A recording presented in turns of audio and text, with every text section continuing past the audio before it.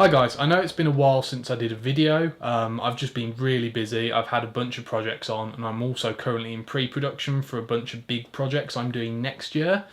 But today's review, we're going to be taking a look at this bag. I won this, no I'm just kidding. I won this monitor that is inside the bag as part of Feelworld's Halloween giveaway. And the monitor we're taking a look at today is their brand new MA5 5-inch monitor. It comes in a really nice padded case with a carabiner attached, and I really like the fact they include a bag. I love it when companies do that because it's so hard keeping track of gear and then you have to keep buying bags for stuff, whereas if it just comes with a really handy little bag, it's great. So I unboxed this on my Instagram story, which you may have seen a couple of weeks ago, but let's go through what's in the box anyway. So you've got the monitor itself, which is a really tiny, slim 5-inch monitor. I was really surprised how small this thing actually is. And it's primarily plastic construction with a few metal parts, but it feels quite sturdy. So there's the monitor itself. You've got two HDMI cables. One is a full-size HDMI to mini HDMI. The other is a full-size to micro, so it's nice that you get the cables included, and obviously this monitor is mostly supposed to be used with mirrorless cameras. There is no full-sized HDMI cable, unfortunately, although the monitor itself is full-size HDMI. You also get a little sun hood which velcros onto the monitor, and this thing's a really interesting design. It's sort of soft and flexible, but it keeps the sun off the panel. There is also this sort of mounting arm in the style of small HD monitors. So it's got a hot shoe on the bottom and then it screws into the monitor and it can sit on top of your camera. It's a really solid arm.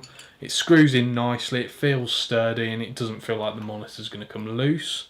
I've only used this once or twice, as I prefer to have the monitor on a magic arm when I used it. So that's pretty much all you get in the box, which is a lot more than some monitors and companies would include. So the monitor itself, I was really surprised when I took this out of the box for the first time. Firstly, by the size of it. It's a really slim, tiny little monitor. But it's nice, it's really nice. The panel is quite sharp and it's really easy to see what is in focus and what isn't. The colours are actually a lot better than I expected for a monitor in this price range. Another clever thing about this monitor is the battery plate. It's actually a reversible plate.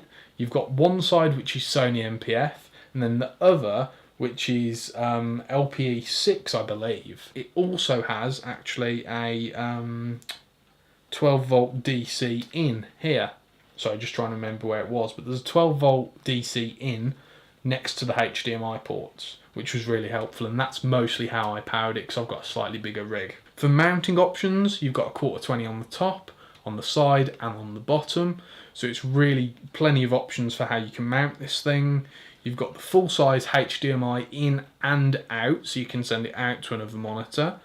On the bottom you've got the headphone jack and USB firmware upgrade. There's also a DC 8.4 out, so I'm not sure what that could be used for. I mean, maybe you can power the camera via the battery on the back of this. I'll have to sort of try that and see. On top, you've got the menu button, the selection buttons, the power button, and then function and more selection buttons. And then it's got a Velcro frame around the edge, which is for mounting the sun hood, which you can literally just clip the sun hood to, and it just Velcros on, like so, and it's just there attached, good to go. Really easy to take on and off, but sturdy enough that it's not going to come off if you knock it. You really have to peel it away.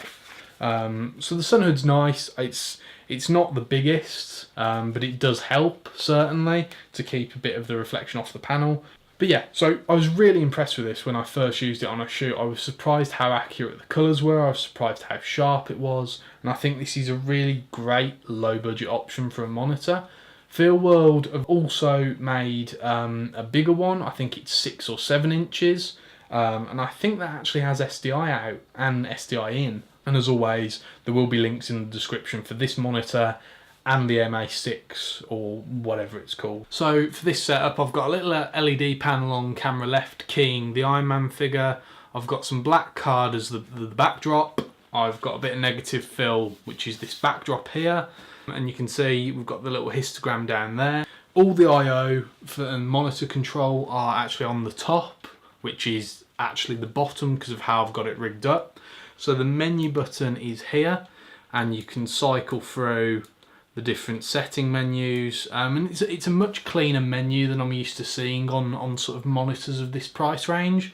It looks more professional, it feels easier to navigate, and it looks a lot better. You've got various controls for the brightness, the contrast, the saturation, as well as colour temperature and sharpness. We've got the histogram and false colours, which are assigned to the function keys. Got a centre marker, safe frames, a grid, image freeze, you've got the flip, the on-screen display flip, you've got an anamorphic setting, histogram, false colour, focus assist. So if I turn the focus assist on, so as you can see, I've turned the focus peaking on now, and this is one of the things that I wasn't actually that impressed with the monitor. You can see, so I've got a grid on and some reference bars at the moment, but if I change focus, you can see those are always highlighted. It does a reasonable job of picking up what is in and out of focus. For instance, if I press the menu, you can see it is all highlighted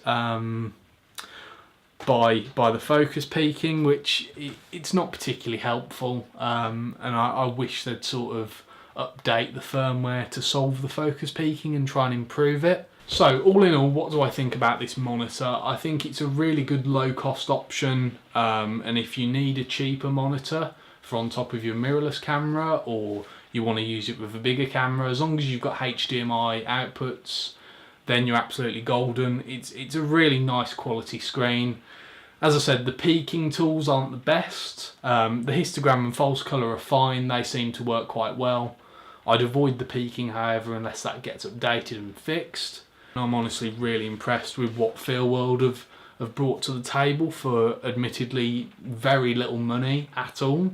I mean, £160 for what you get, not too shabby. If you're in the market for a cheap monitor, I think this is a really good option. You should definitely consider it.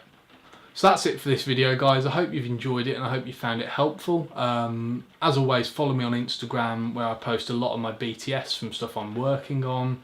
I'm going to start doing lighting breakdowns on there as well soon.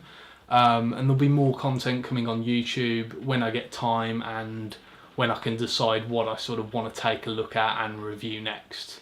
But until then, I'll see you in the next one, guys.